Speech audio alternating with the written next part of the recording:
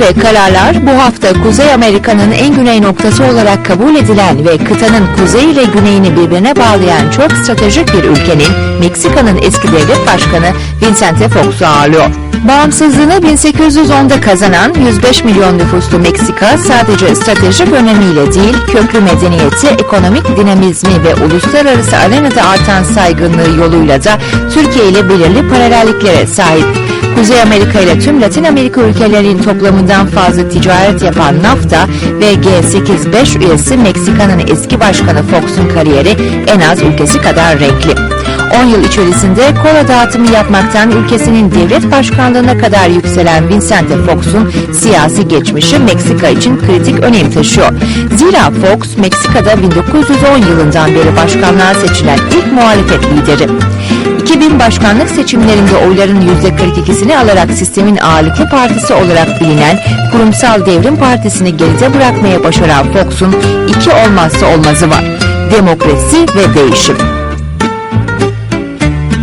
Liderler ve Kararlar programında bu hafta eski Meksika Başkanı Vicente Fox'la birlikteyiz. Kendisi Türkiye'ye bir toplantı için geldi ve biz de bunu bir fırsat bilerek Türkiye-Meksika ilişkileri hakkında birçok farklı soruyu kendisine yöneltmek istedik. Mr. President, thank you very much for being on Leaders and Decisions. It's a pleasure, and it's great for us to be here. Martha and myself, we're enjoying the city, the country, and this part of the world. It's marvelous. Thank you. It's actually my first interview with a Latin American leader, so it's such an honor for me. Well, I'd like to start off our conversation by asking a bit about your personal history, because I do think that the Turkish viewers will find it very aspiring. From what I've read, is it true that you started your career as a driver for the Coca-Cola company and then you worked all the way up to being a president? Is this true? It is true. It is true. Took me 10 years to get to be president, but it was the most fruitful experience working directly where things happen, working on the route truck, selling the product to the customers. Is the way you learn about the business and the way I learned about working hard. And I had heard from my grandfather the importance of working, but I could have a chance to prove that that was true by being in Coca-Cola, and I passed from route driver to supervisor, then to manager, then to marketing manager, and then to president of the company. I was the youngest president the company had for Latin America. It's such an aspiring story. So it basically says that, you need to work your way up, but you need to always know what your goal is and work hard and try to, hopefully, I don't think not everybody makes it to be the president of Mexico, but hopefully people will achieve what they're wishing for. But let's talk about, you were elected president in 2000, and actually your election saw the end of 7 decades of a one-party rule in Mexico. So you were actually seen as a revolutionary. What was so different about your campaign that such a change came about? Yes. Well, maybe the difference was that I was an outsider. Mm-hmm. In a way, Mexican people was tired of politicians and the way they acted, the way they spoke, very ceremonial, and the way they behaved. So really people was looking for a change, a fresh change in politics. And I came as an outsider because most of my life was in private sector, working for the Coca-Cola company and then working for family businesses, and I decided to go for politics to provoke the change. And fortunately that change was in the skin of everybody. Every Mexican was with a deep desire that things would change after 72 years. And that happened in year 2000. So I think that politicians should be more humble. They should be more open to speaking about God and about values and about honesty and about integrity and about accountability, things that you don't have when you have long-term governments that have been there so long that they lose the contact with the people, they lose their honesty, and that's why I believe so much in democracy. Democracy is so refreshing that each time you have an election, you have an opportunity for change, and you have an opportunity for evaluating what's happening, how good that government was, what are your expectations, how far you want to go. And that's the good, strong value of democracy.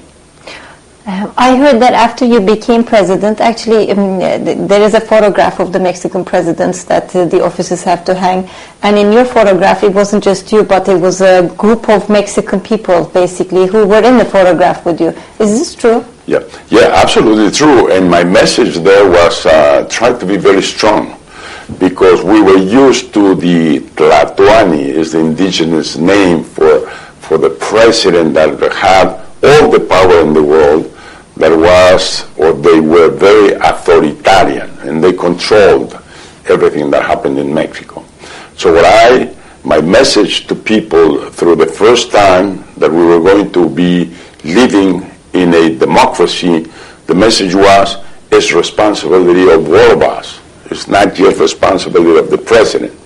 And let's not just wait what the president can do for us, but let us ask what we can do for our nation. So the invitation was to everybody. So I had nurses there, I had students, I had soccer players, I had architects, I have indigenous people, very humble, very poor.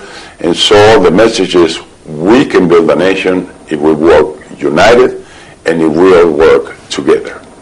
I see. Your wife, who's here with you in Istanbul, is also no stranger to politics. There was even talk about her maybe running for president in Mexico. Is there any chance that we might see a female president in Mexico anytime soon? Well, I hope so. I really believe in women. And I think the 21st century is the century of women. And I believe this because they have unique characteristics. Women have vision, can see at distance what kind of world they would like to have for the kids, what kind of nation, what kind of economy, what kind of opportunities for our sons. So that is an attitude that is key in building a nation. Number two, women do things with love. And you have seen the politicians, I mean, they don't like to speak publicly about love. I don't know why. I used to speak about love all the time in all my speeches. But more so, I used to kiss my wife in public, in national TV. Refreshing. I did it at the Vatican, and it was a scandal in Mexico. Why the president is kissing his wife on a public event? I said, because I love her, and because I believe that love moves mountains, and that love and compassion is the way that we can build a better world for everybody. And yes, that's the way we move. Now, I met Marta when we both decided to move from the private sector to the public sector. We were not politicians. We had never thought that we would be participating in politics or government, but things were not good in our nation, so we decided that we had to do something about it. And this is what leaders do. Leaders see problems, and you take the challenge, and you work on solving that problem. So we decided to get involved in politics at the same time. That's why we met. And later, when she ran for mayor of her city and she didn't make it, then I invited her to work with me as governor of the state of Guanajuato. And when I resigned the governorship to go for the presidency, very few people in Mexico would believe that I could make it, because I didn't have a political party, because I did not have political experience, and everybody said, I mean, he's joking, he's not going to make it. Well, Martha said, he is going to be president. I resigned to the government of Guanajuato. She did, and she joined in without having a job, without having income, just with the belief, with the faith, with the commitment that we would make it. And that's very important for us human beings, to be pretty sure that we can accomplish whatever we want if we work hard to attain it. So you think that one day a woman president will be there in Mexico? And I hope as soon as possible, because I think that we will do much better with the guidance of love, compassion, with the vision of women, and with the hard working of women. You know, at Vicente Fox, in the presidential library that we built, there. We have such a commitment with gender equity and with promoting women that we decided that our board, we would invite not persons or individuals, that we would invite couples. We would invite the men and the wife, or the wife and the man. And so we have a board of 40 couples. So we have 20 women in our board. And let me tell you, that's the best thing that could have happened to Vicente Fox, our presidential library. That's wonderful. If you allow me, I'm going to ask you a couple of questions about Vicente Fox because it's very important just in a little bit. But let's talk about, you're also a member of a club called Club of Madrid. A club whose members are former heads of state and government who have the ability to work as catalysts for change. What sort of work does Club of Madrid do? Okay. This is an institution created by the King of Spain, by His Majesty, and I think it was a very wise idea to get all this talent and all this experience into one institution. So what we do there is we do our own think tank activities, we do our own debates and dialogue, so that we tackle world problems. And whatever ideas we come up with, we try to present them and to promote them.